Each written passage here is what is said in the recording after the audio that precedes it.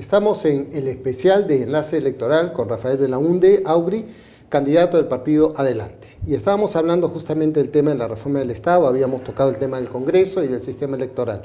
Pero ¿qué ocurre con el Estado central, con su capacidad de gasto? Uno de los grandes estorbos o problemas que hay acá es que el Estado no gasta o no gasta bien o no gasta eficientemente. ¿Cómo podríamos resolver estos problemas de la administración pública? No, mire, el Estado sí gasta, lo que pasa es que gasta ineficientemente.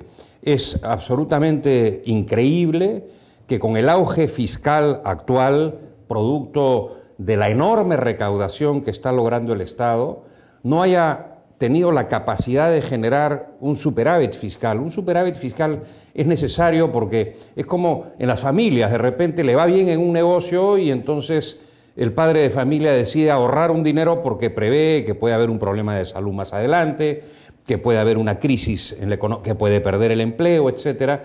De manera que la gente, cuando le va bien, normalmente ahorra una parte de sus ingresos. En el Perú no. El Estado despilfarra hasta el último centavo. Es la juerga total. Estamos con un auge fiscal porque la actividad minera y la actividad petrolera genera ingentes cantidades de recursos al fisco y el fisco no puede ahorrar ni siquiera el 1 o el 2% del producto, que sería ideal. ¿Por qué? Porque con ese ahorro, para época de las vacas flacas, se pueden hacer una serie de cosas. Por ejemplo, se podría prestar ese dinero para darle becas a gentes que vayan a especializarse al extranjero, con cargo, por supuesto, a que lo repaguen, etcétera. De manera que yo creo que el Estado es muy ineficiente en el gasto. Ese es un problema que no solamente afecta al gobierno central, los gobiernos regionales son más eficientes aún, desafortunadamente, y yo creo que este problema... ¿Cómo se resuelve? Yo creo que se resuelve fomentando la municipalización. La municipalización es un proceso en el que los ejecutores del gasto deben de ser los municipios provinciales fundamentalmente. Yo creo que este tema de la regionalización está muy bien si eso sirve para concertar entre municipios, pero el hecho de crear una instancia gubernamental adicional al gobierno nacional, en verdad es... o sea, los gobiernos regionales, ¿se refiere usted? Son muy ineficientes desde el punto de vista de la ejecución. Hay que ir a Ancash, por ejemplo, para darse cuenta del estado del abandono total de las carreteras rurales, a pesar de que es la región más rica del Perú. Recauda cientos de millones, producto, por supuesto, de Pierina y de Antamina, que son dos operaciones mineras muy importantes, y simplemente está incapacitada para gastar ese dinero, esa región, porque tiene autoridades regionales catastróficas, desafortunadamente. Bueno, ¿y el canon? ¿No pueden hacer o aplicar esta cuestión del canon para cubrir esta necesidad de carretera? Bueno, hay canon, las mineras pagan canon, por supuesto que lo pagan. San Marcos tiene varios cientos de millones de soles y no hay pistas y veredas en San Marcos.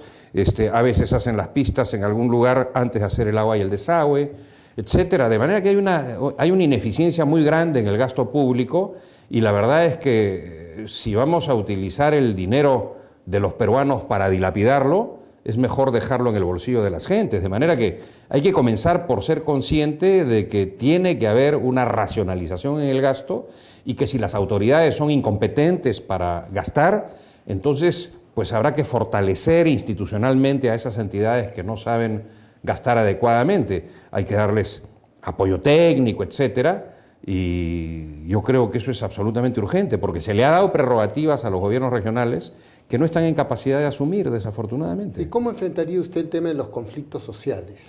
Bueno, hay varios tipos, hay conflictos sociales que tienen diverso origen.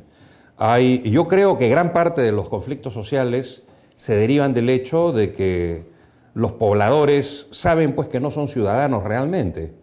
En la medida en que democraticemos el Perú, en la medida en que fortalezcamos a los gobiernos municipales, en la medida en que los ciudadanos tengan más control sobre sus autoridades, creo que muchos conflictos sociales van a desaparecer. Ahora, hay otro tipo de conflicto, por ejemplo, el generado por la actividad minera en algunos casos, que tiene una explicación muy simple. El canon minero normalmente se desperdicia o no se utiliza adecuadamente para beneficiar a las gentes que viven en torno a la actividad minera.